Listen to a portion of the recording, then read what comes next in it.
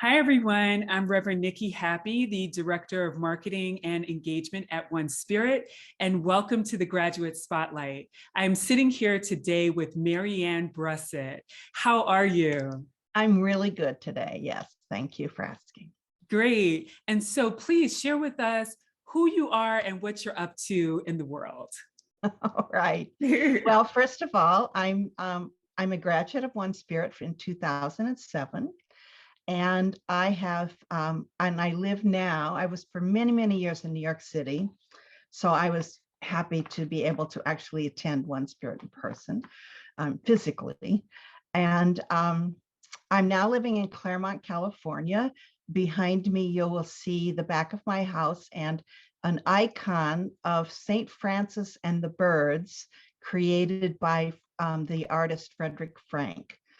And I am the co-founder with my husband Frederick of Spirituality and Practice. We have a website, spiritualityandpractice.com, and we have been reviewing and working with the popular culture and all kinds of spiritual resources for almost 50 years now. So, but we certainly have the website subtitle is Resources for Spiritual Journeys. So that's our deep love and what we're up to.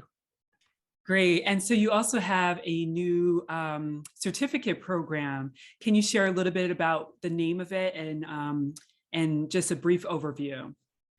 Okay, so the certificate program is called the Spiritual Literacy Certificate Programs. We wrote a book in the late 90s called Spiritual Literacy, and this is building on what we have learned and identified in that book, including an alphabet of spiritual literacy, which are 37 practices that are common in all the world's religions. You know, I think that my favorite part of the seminary program at One Spirit was during the first year when we were encouraged to do a spiritual practice from each tradition that we were studying that month. And I am a great advocate and fan of spiritual practices. And so that was just like, oh, this is great fun. This will give me some real discipline of doing my practices.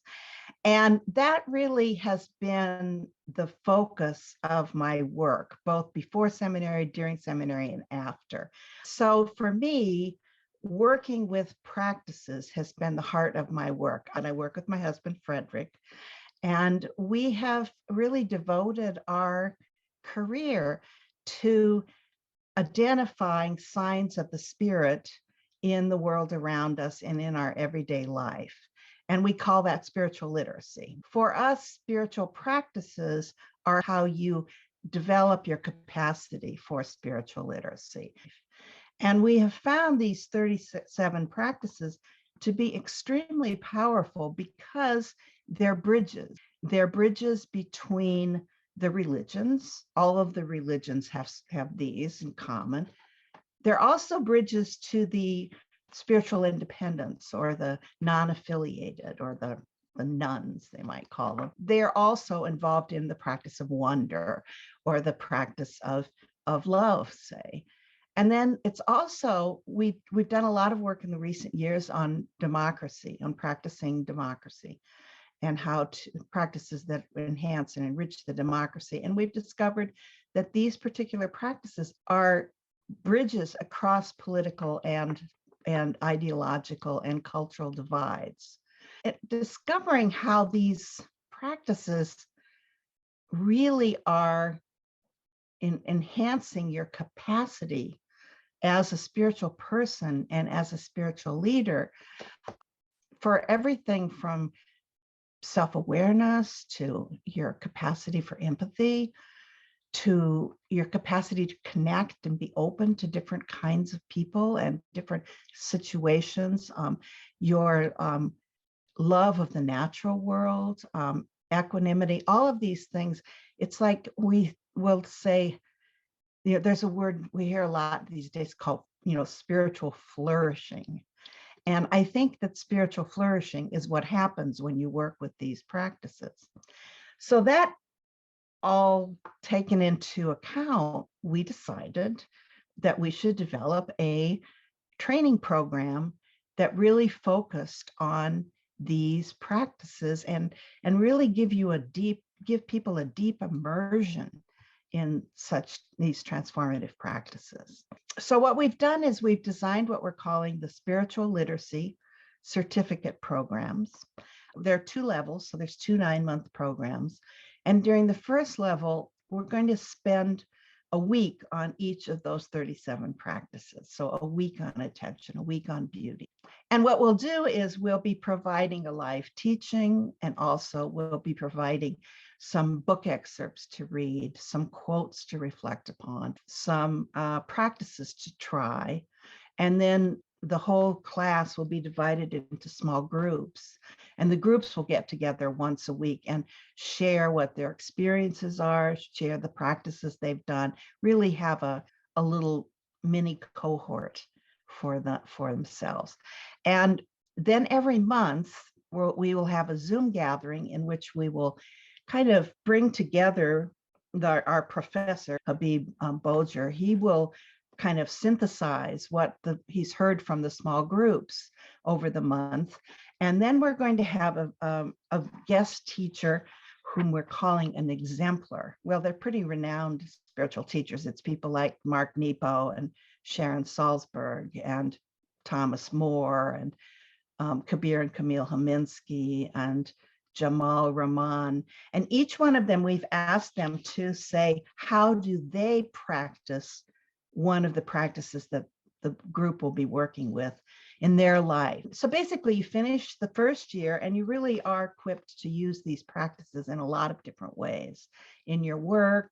We're hoping to get a variety of people, not just ministers and chaplains, but also social workers and healthcare people and so forth. And then in the second year, what we will do is we will have people apply the practices to life moments.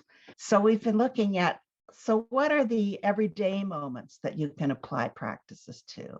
And everything from, doing your chores to being with your family, to emotional moments. So how do these practices help you with anger, help you achieve happiness? And then the third section is on transitional moments. This is because we've discovered over the years that people come to our online courses, and when they describe themselves, they talk about going through a transition. People are retiring, or they're getting a divorce, or they're wanting a job change. So how do you apply practices in those situations?